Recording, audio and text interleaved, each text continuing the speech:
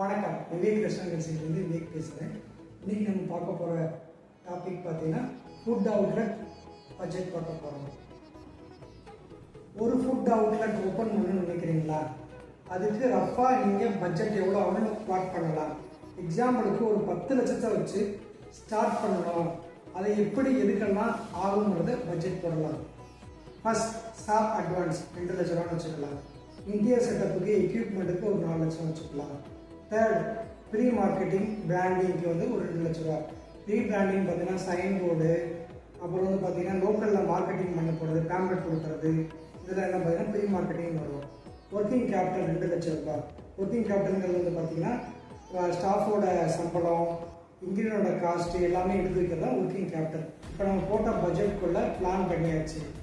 இது எக்ஸாம்பிள் தான். ஸ்பாட்டை பொறுத்து அமௌண்ட்டு வேரியண்ட் ஆகும்.